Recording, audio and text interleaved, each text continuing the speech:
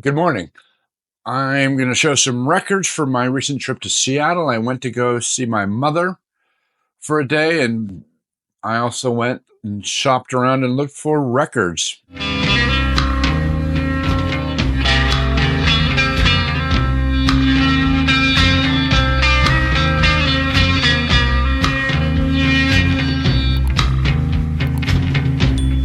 I flew into Seattle, and my brother picked me up. We drove out to Easy Street Records, where we met Dana and Mazzy, a couple of VC people, and we had breakfast and went kind of bar hopping and record shopping.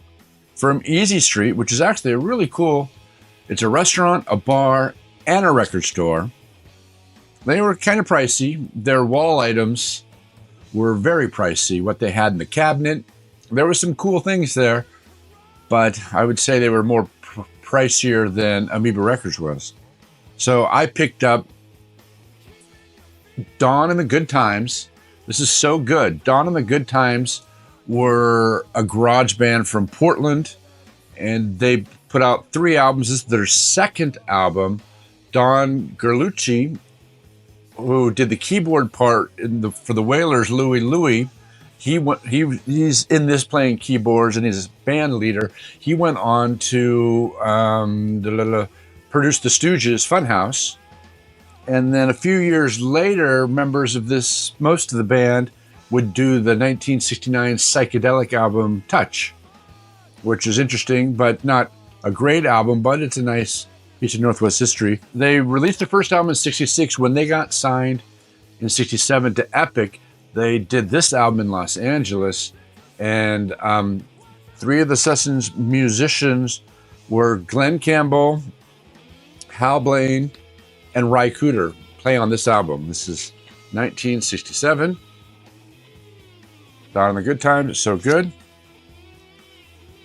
I also grabbed the best of the Electras. Now, I don't know the Electras or the Scotsmen or the Victors, but were bands that were produced in Minnesota in 66, 67 by the same guy in studio who did the Litter albums. Paisley, what was his name? Warren Kendrick. And Warren Kendrick, okay. So Warren Kendrick played in the Scotsmen. He's the one who opened the studio, and he eventually produced the Litter and Paisley's. This is early Minnesota garage. The Electras, haven't played it yet. I'm looking forward to digging in. Let's see, Don. I think Warren Kendrick only plays on the Scotsman. The last album I got was Blood Circus, Primal Rock Therapy. This is a Seattle grunge band. This album probably came out in 92. This is a German pressing on Glitterhouse black vinyl. They were on Sub Pop. They were early Sub Pop, maybe around Sub Pop 60 or 70 or 80, somewhere around there. They're not great, but they're all right. I didn't have this copy, so I picked it up. After Easy Street, we went over to Silver Platters, and this is a very big store. I could see why people would want to go there for record store day, but it was, most of the store was CDs, and a big chunk of that was new releases. I prefer the used vinyl section. There was a small used vinyl section, but it was mainly cheap stuff. They didn't really have a good wall, so I passed and didn't buy anything from Silver Platters. Next up was Georgetown Records. I always have good luck finding classic Seattle grunge or garage or Psych from Georgetown. The owner picks his records good, and on the wall this time they had a bunch of metal. I picked up, I didn't buy too much, but I did get some 12-inch EPs. This is Motorhead. Three songs on this.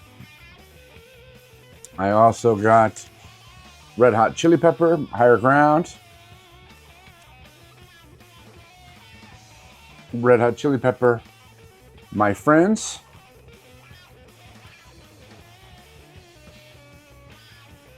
Went over to the new arrivals bin, and they had The Litter, Rare Tracks. This is a Minnesota band. I had mentioned that Warren Kendrick, you can see his name all over these tracks, had produced. Really good garage, then Psych, but more garage. I love The Litter. This album is on the French label Ava, which people say is a bootleg label, but I believe they're official. They've got Chocolate Watch Band, 13th Floor Elevators, lots of really good Psych reissues. Came out in 81, 82, 83, the pressings. Ava, if you see anything on Ava, I suggest pick it up. Really good stuff. Metallica, Enter Sandman. They're 33, I wish they were 45. 3 songs. Enter Sandman, Holier Than Thou, Stone Cold Crazy. And the last thing I got from Georgetown was W.A.S.P. Blind in Texas. I am a W.A.S.P. fan. I remember seeing them in high school. It's got membership to their fan club. They just were here in LA a few weeks ago. Last week, I think. They played at the Palladium, and I wish I would have went. Okay, after that, we went to, we all got in the same car, and we went to this new store on Mercer Island called, Vulva Records. I follow them on Instagram, and it looks like a nice, clean, curated store. They didn't have much that I wanted, but they did have a Japanese pressing of David Gilmour's Luck and Strange. This is the album that he toured with the past few months, where I saw a few of the shows at the Hollywood Bowl. Really good. This is his best studio work in quite a while. I do a deep dive on David Gilmour and the shows that I've been to and the vinyl I have. I'll leave a link in the description. It covers his first album and on up to his other solo work. I just yesterday, I know Roger Waters and David Gilmour gave Ice-T permission to do Comfortably Numb. I heard that about a month ago or 2 months ago, but I never saw it until last night. And a very good version of Comfortably Numb. David Gilmour plays guitar throughout the whole song, and it's good.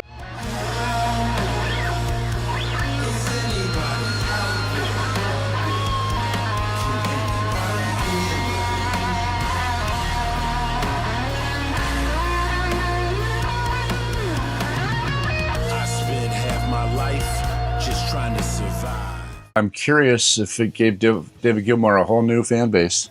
But Luck and Strange, if you haven't heard it, pick this up. After Vulva Records, we went over to the Roanoke Inn in Mercer Island, had a little bite to eat and some drinks, and then we said farewell to Dana and Mazzy, and my brother and I went over towards Ballard, the other side of Lake Union, and we hit Daybreak Records. I always have good luck at Daybreak Records. I found 2 records, the original Great Northwest Hits Plus Volume 1. Seattle in the late 50s, early 60s had a big, thriving R&B scene in the Central District, pretty close to where Mazzy lives.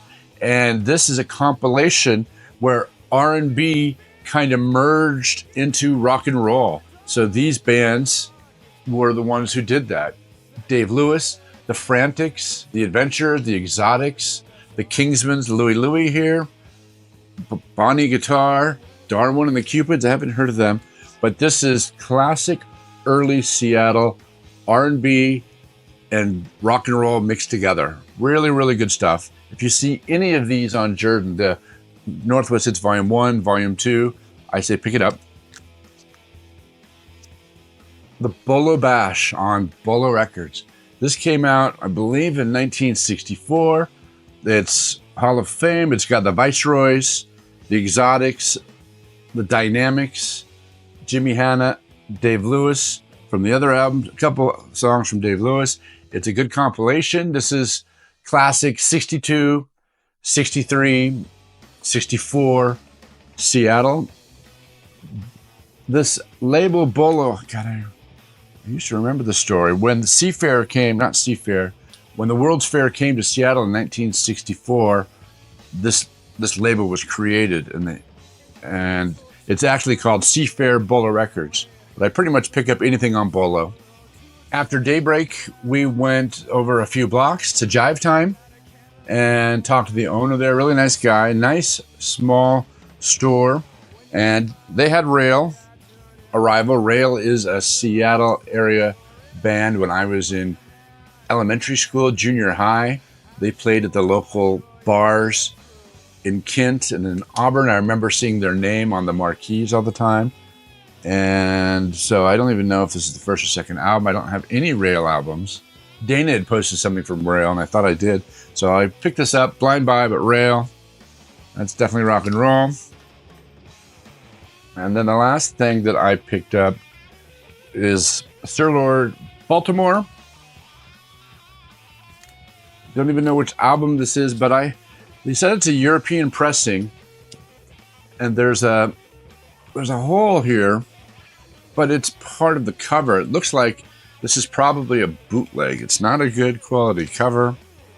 I haven't even looked into seeing what this is. I have one Lord Baltimore, but definitely not this. After Jive Time, we were done with buying records. My brother dropped me off. The next morning, I was on my own. I didn't rent a car this time, so I took the Amtrak to Tacoma.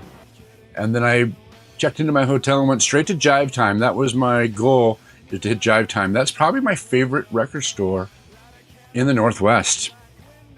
So there I immediately found the original Great Northwest Hits Volume 2. It's the companion piece to the other one that I showed.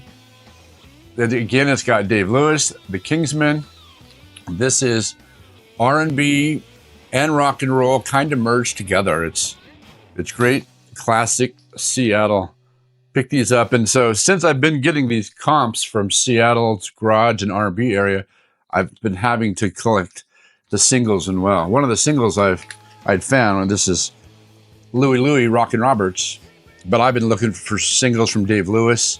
I've been getting the Kingsmen, and I've been getting Paul Revere and the Raiders. There's so many good singles from this era. On the wall, High Voltage, they had a bunch of the Wailers albums, which I've collected over the years.